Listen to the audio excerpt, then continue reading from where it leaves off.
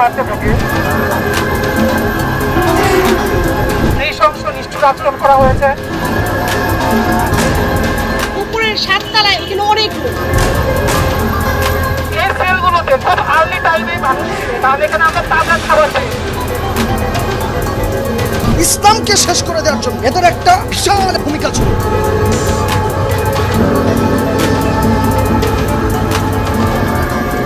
৩৬ Mintu road, CTTC ভবনের ৭ তলা। গেল ৮ বছরে এই তলাতে কত নিরীহ নিষ্পাপ মানুষের জীবন তছনছ হয়ে গিয়েছে তার কোনো হিসেব নেই। বিভিন্ন লোককে ইনজেকশন দিয়েও গুম করে রেখে দিত, পা উপর দিকে টানিয়ে নিচ দিকে পিটাইতো। আমার ভাইদেরকে জুলুম করা হয়েছে, অত্যাচার করা হয়েছে। এই যে লোকটা সচল লোক ছিল, আজকে হাঁটতে পারে নাই। এটা হচ্ছে 7 তলার সেল, এখানে রাখা হতো, নিচতলার সেলে রাখা হতো, তারপরে 5 তলাতেও ছিল। তাদের কি এরকম কোনো সেল রাখার অধিকার আছে কিনা আইনত? ২০০৯ সালে বর্তমান সরকার ক্ষমতায় আসার পর থেকেই বাংলাদেশকে আন্তর্জাতিক সম্প্রদায়ের কাছে জঙ্গি রাষ্ট্র হিসেবে প্রতিষ্ঠিত করবার নানা ধরনের পরিকল্পনা হাতে নেওয়া হয়। খুলনার খালিশপুরে নির্মাণাধীন একটি বাড়ি থেকে জঙ্গি সন্দেহে 10 জনকে আটক করা হয়েছে। পুলিশের বিশেষ অভিযানে চাঁদপুরের ফরিদগঞ্জে গোপন বৈঠকের সময় 7 জঙ্গিকে আটক করেছে পুলিশ। জামাতুল আনসার ফিল হিন্দাল সারিকিয়ার 3 সদস্যকে গ্রেফতার করেছে ডিবি পুলিশ। বাসলে গাজী হয়ে মল্লে শহীদ হবে। সিরাজগঞ্জের শাহজাদপুরে জঙ্গি আস্তানা সন্দেহে একটি বাড়িতে অভিযান চালিয়েছে র্যাব। উদ্ধার করা হয়েছে অস্ত্র ও বোমা তৈরির সরঞ্জাম। কোনো জঙ্গি টঙ্গি ছিল না। দুর্গম এলাকায় অভিযান চালিয়ে 5 সদস্যকে আটক করেছে র্যাব। পাহাড়ে অভিযান চালিয়ে এ পর্যন্ত 2টি ভিডিও উদ্ধার করেছে র্যাব। প্রাথমিক জিজ্ঞাসাবাদে আমরা বেশ কিছু চাঞ্চল্যকর তথ্য পেয়েছি। শুধুমাত্র র্যাব এককভাবে জেএমবি, এবিটি এবং হিজবুত তাহরির 26 জন জঙ্গিকে গ্রেফতার করেছে। সরকারের এসব জঙ্গি নাটকে সবচেয়ে বেশি রক্ত দিতে হয়েছে এদেশের আলেম সমাজকে। মাদ্রাসা ছাড়াও স্কুল, কলেজ, বিশ্ববিদ্যালয়ে যেসব শিক্ষার্থীরা কিছুটা ধার্মিক তাদেরকে টার্গেট করে জঙ্গি হিসেবে মিডিয়া ট্রায়াল দেওয়া হতো। আলেমদেরকে শেষ করে দেওয়ার জন্য এদেশ থেকে ছাত্রকে তুলে আইনে এনে এখানে ভয়ে রেখে দিচ্ছে। কত নিরীহ ছেলে পেলে ইসলামকে শেষ করে দেওয়ার জন্য এদের একটা বিশাল একটা ভূমিকা ছিল। হিন্দু অফিসাররা আমাদেরকে পাইলে যে কি পরিমাণ আক্রোশ দেখাইতো। তদন্তসি নন্দলাল আমাকে লাগাইতে হবে পিছনে, আমার দিকে শুধু ক্যামেরা আর ক্যামেরা। ওই মেয়েটার সাথে আমি বসে আছি, মেয়েটা আমাকে জড়ায় ধরতেছে। আল্লাহ, আমার যে এত অসহায় লাগতেছিল নিজেকে। এর মধ্যে শুরু হয়েছে আরেক কাহিনী। একটা সিগারেট জ্বালায় নিয়ে আসছে, হাতে এইভাবে ধরায় দিচ্ছে। সিগারেটটা ফেলে দিচ্ছে, আমার গালি দিছে, এইভাবে এইভাবে একটা মারছে। চিৎকার করে কান্না করছে। আর একটা দোয়া করতেছিলাম, আল্লাহ তুমি হারুনকে একদিন আমাকে যেরকম উলঙ্গ করছে, আল্লাহ আল্লাহ হারুন এবং তারা যারা করছে, আল্লাহ এদেরকে তুমি এইভাবে লাঞ্ছিত করো। একজন আল্লাহর কাছে ক্ষমা পাবে না, আল্লাহ রসুলের কাছে জবাব দিতে পারবে না কেউ। এসব নাটকগুলোর অধিকাংশের স্ক্রিপ্ট প্রায় একই রকম। সব ক্ষেত্রেই গোপন সংবাদের ভিত্তিতে গভীর রাতে কোনো একটি বাড়িতে অভিযান চালানো হতো। রাতভর বাড়িটি ঘিরে রাখার খবর গণমাধ্যমে ব্রেকিং চলবার পর ভোর রাতে ঘরে ঢুকে কথিত জঙ্গি ধরে আনা হতো। পরদিন সকালে প্রেস ব্রিফিং হবে, সেই খবর আগের দিনই গণমাধ্যমে পাঠানো হয়ে যেত। পরদিন গণমাধ্যমে কি ব্রিফ করা হবে সেটাও সাজানো থাকতো আগের রাতেই। গোপন সূত্রের খবরে র্যাবের একটি দল রাত 3টা থেকে বাড়িটি ঘিরে রাখে। সকালে তারা বাড়ির ভেতরে অভিযান পরিচালনা করে। বিএনপি আমলের জঙ্গি আস্তানায় অভিযানগুলো সাংবাদিকদের জানিয়ে করা হতো। এমনকি বিভিন্ন টেলিভিশনের লাইভের মাধ্যমে দেখানোর সুযোগও হতো সেই সময়টাতে।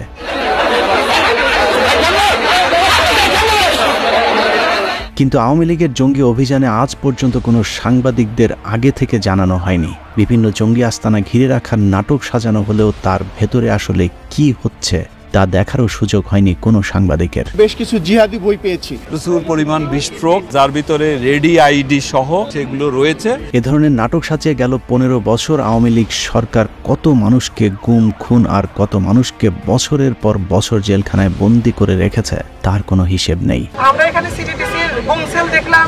এই গুম সেলগুলো আরো সংস্থা আছে, এই গুম সেল র্যাবের আছে। সেখানে অনেককেই গুম রাখা হতো, নির্যাতন করা হতো। আমরা সরাসরি এটার ভিকটিম। চোখে কালো কাপড় দিয়ে বেঁধে দেয়, দুই হাত ধরে ওরা পিছন দিক থেকে মারতে থাকে। কারাগারগুলোকে অত্যাচারের সেল বানানো হয়েছে। আওয়ামী লীগের গেল 15 বছরে বাংলাদেশ দাড়ি টুপিওয়ালা মানুষদের জন্য কঠিন হয়ে দাঁড়িয়েছিল। আন্তর্জাতিক সম্প্রদায়ের কাছে এদেশকে জঙ্গি আস্তানা হিসেবে প্রতিষ্ঠিত করতে হাসিনার সরকার নতুন নতুন জঙ্গি নাটক মঞ্চস্থ করতে থাকে। জঙ্গিদের সঙ্গে কোনো আপোষ নাই, মাদকের সঙ্গে কোনো আপোষ নাই, দুর্নীতির সঙ্গে কোনো আপোষ নাই। কাউকে ভয় পাবেন না, আমরা একসঙ্গে কাজ করব, এরা বিদায় হবে, আমরা থাকবো। এরই ধারাবাহিকতায় স্বরাষ্ট্র মন্ত্রণালয় বাংলাদেশ পুলিশকে নিয়ে কাউন্টার টেরোরিজম পুলিশ ব্যুরো নামে একটি বিশেষ ইউনিট গঠনের সুপারিশ করে এবং এর প্রয়োজনীয়তা কতটা ভয়ানক সেটা বোঝানোর জন্য প্রথমেই সাজানো হয় হলি আর্টিজান জঙ্গি হামলার নাটক। সারা দুনিয়ার কাছে বাংলাদেশকে জঙ্গি হিসেবে প্রতিষ্ঠিত করবার পর 2016 সালে 600 জনকে নিয়ে ঢাকা মহানগর পুলিশের নতুন আরেকটি শাখা উদ্বোধন করা হয়, যার নাম রাখা হয় counter terrorism and transnational crime, সংক্ষেপে যাকে বলা হয় সিটিটিসি।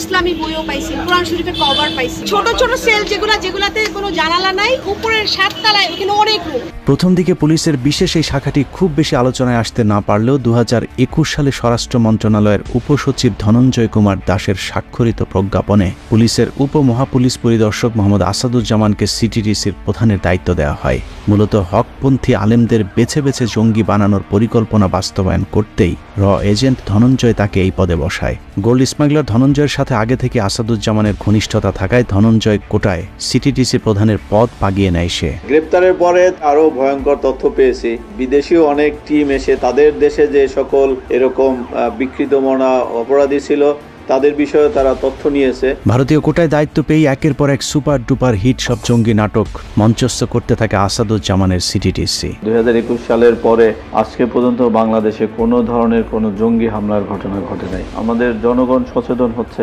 সিটিটিসিকে এই জঙ্গিবাদ নিয়ন্ত্রণে সহায়তা করছে। বিদেশে বসে কেউ সরকারের সমালোচনা করলেও তাদেরকে টার্গেট করে নানা ধরনের গাঁজাখুরি গল্প সাজাতো আসাদুজ্জামান। Realme 55KSA@gmail.com এই ইমেল আইডি থেকে একটি হুমকি বার্তা আসে, যেখানে উল্লেখ ছিল 27 এপ্রিল তারিখে শেখ হাসিনাকে ভোর 4টায় গুলি করা হবে। বাংলাদেশ পুলিশের ক্ষমতা নেই এই হামলা ঠেকানোর, মহারণের সাক্ষী হবে 27 এপ্রিল। আসাদের সাজানো এসব নাটকগুলো সবই প্রায় একই রকম।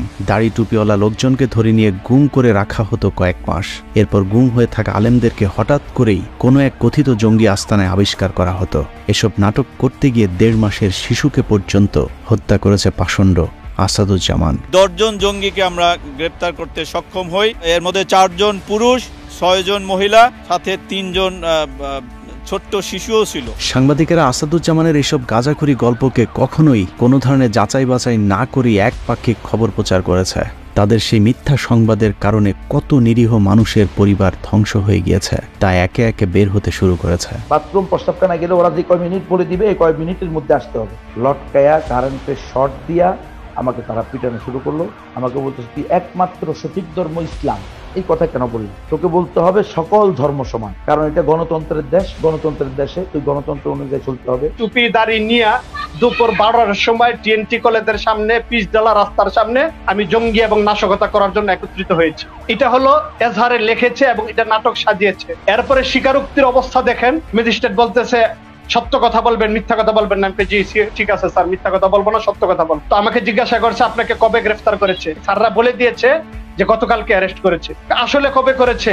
তাই আমি বললাম আসলে 3 মাস আগে করেছে। কোথায় থেকে অ্যারেস্ট করেছে?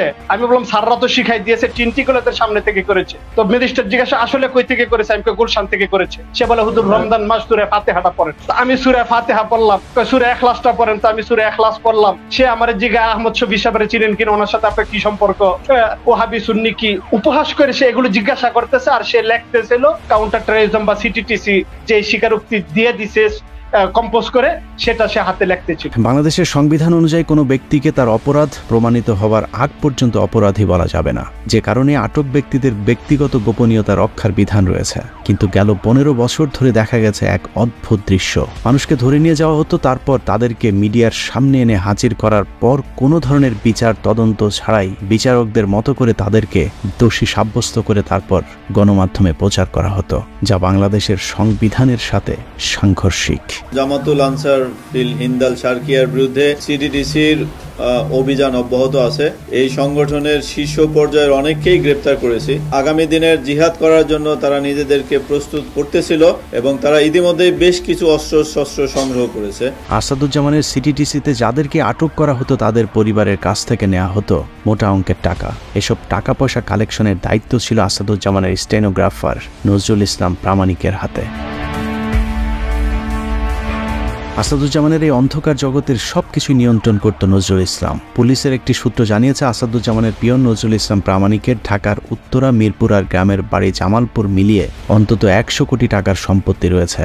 আর আসাদুজ্জামানের সম্পত্তির পরিমাণ কত সেটা হয়তো সে নিজেও জানে না। সারা রাত ব্যাপী প্রায় জিজ্ঞাসাবাদ করেছে। জিজ্ঞাসাবাদে আমরা তাদের সেই নতুন আস্তানার কথা জানতে পারি। তবে আমার আজকের আলোচনার মূল বিষয় তাদের সম্পত্তির হিসেব বের করা নয়। এই দুজনকে নিয়ে বিশেষ এই অনুষ্ঠানটির কারণ হলো তাদের দুজনেরই ফাঁসির আবেদন জানানো। শুধু একবার ফাঁসি নয়, এই দুজনকে কয়েকশোবার ফাঁসি দিলেও তারা যে অপরাধ করেছে তার শাস্তি শেষ হবে না। কারণ তাদের ব্যাপারে অনুসন্ধান করে যে তথ্য পাওয়া গেছে তা গা শিউরে ওঠার মতো। অনুসন্ধানে জানা যায় জুলাইয়ে ছাত্রদের উপরে যে গণহত্যা চালানো হয়েছে তার মধ্যে বড় একটি অংশের নেতৃত্ব দিয়েছে সিটিটিসির আসাদুজ্জামান এবং তার স্টেনোগ্রাফার নজরুল ইসলাম প্রামাণিক। এসআই নজরুল ইসলাম প্রামাণিকের নেতৃত্বে 17 জুলাই রাতে সিটিটিসির মোট 5টি গাড়ি বের হয়।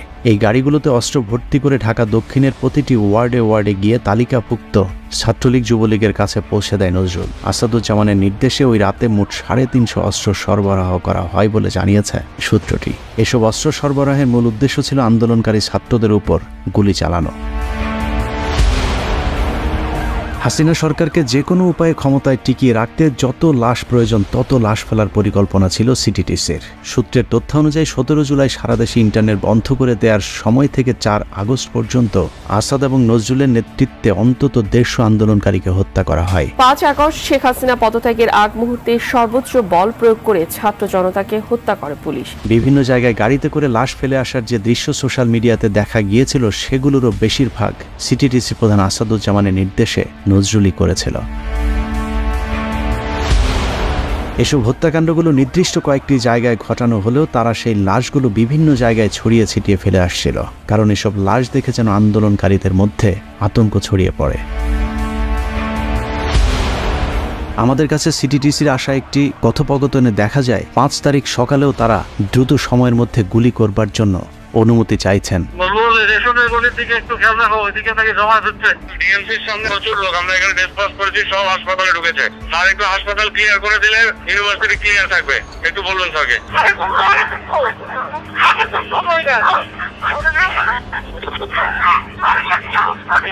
যে কারণে হাইকোর্ট এবং তার আশপাশে কয়েকটি জায়গায় 5 তারিখ সকালেও হত্যাকাণ্ডের ঘটনা ঘটেছে, যেটার সাথেও সিটিটিসি সরাসরি সম্পৃক্ত। হাসিনার উপর ক্রমাগত আন্তর্জাতিক চাপের বিষয়টি সবার কাছে গোপন রাখায় পুলিশ মনে করেছিল 2013-14 সালে বিএনপি জামায়াতের ব্যাপক আন্দোলনের পর যৌথ বাহিনী দিয়ে নির্বিচারে বিএনপি জামাত নিধন কিংবা হেফাজতের রাতের মতো গণহত্যা চালিয়ে এবারের আন্দোলনকেও থামিয়ে দেওয়া সম্ভব। যে কারণে 4 তারিখ রাতেও আসাদ নজরুলদের পরিকল্পনা ছিল 5 তারিখে ব্যাপক গণহত্যা চালানো, কিন্তু হাসিনা পালিয়ে যাওয়ায় সেটা আর সম্ভব হয়নি। যদিও 5 তারিখ বিকেল পর্যন্ত আসাদুজ্জামান চেষ্টা করেছেন সরকারকে কিভাবে সহায়তা করা যায়, কিন্তু পরিস্থিতি অনুকূলে না থাকায় আসাদুজ্জামান গা ঢাকা দেয়। যদিও তার সহকারী এসআই নজরুল ইসলাম 5 আগস্টের পরেও অনেকবার তার কর্মস্থলে দেখা গেছে।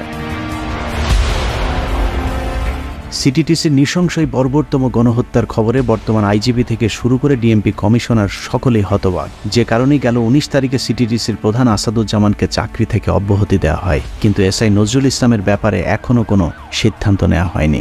নাগরিকের বিচার হবে বিচার ব্যবস্থায়, আদালতে বিচার হবে, কেন একজন নাগরিককে তার পরিবারের কাছ থেকে গুম করা হবে? এই সমস্ত অফিসারদেরকে অবশ্যই পদত্যাগ করা উচিত, তাদেরকে বরখাস্ত করা উচিত এবং তাদের উপযুক্ত শাস্তি বিধান করা উচিত। যে কারণে যেসব পুলিশেরা তাদের এসব নৃশংসতা দেখেছেন তারা দাবি করেছেন সিটিটিসির প্রধানকে শুধু চাকরি থেকে অব্যাহতি নয়, দ্রুত সময়ের মধ্যে তাকে গ্রেফতার করে ফাঁসিতে ঝুলাতে হবে। আমাদেরকে যদি বলতো শেখ হাসিনা পালাই যাচ্ছে, তোরা পথ ছেড়ে দিয়ে তোরা চলে আয়, এই কথাটা তারা আমাদেরকে কখনো বলে নাই। আমরা জনগণের বন্ধু হতে চাই, জনগণের সঙ্গে আমরা কাজ করতে চাই। সেই সাথে আসাদুজ্জামানের স্টেনোগ্রাফার মোহাম্মদ নজরুল ইসলাম প্রামাণিককেও চাকরি থেকে অব্যাহতি দিয়ে তাকেও দ্রুত সময়ের মধ্যে গ্রেফতার করে বিচারের আওতায় আনার দাবি তাদের। আমরা সুষ্ঠু পুলিশ চাই, সুষ্ঠু অফিসার চাই। এটি সময় লাগবে, আপনার পরিচ্ছন্ন পুলিশিং দেখতে পাবেন, নিউ ফেস দেখতে পাবেন। যাদের আস্থার সংকট বলছেন এনারা থাকবেন না। মনে রাখতে হবে জুলাইয়ের গণহত্যায় শহীদদের রক্তের বিনিময়ে এদেশ দ্বিতীয়বারের মতো স্বাধীন হয়েছে। তাদের বুক থেকে যারা রক্ত ঝরিয়েছে, যারা হাজারো শহীদের মায়ের বুক খালি করেছে,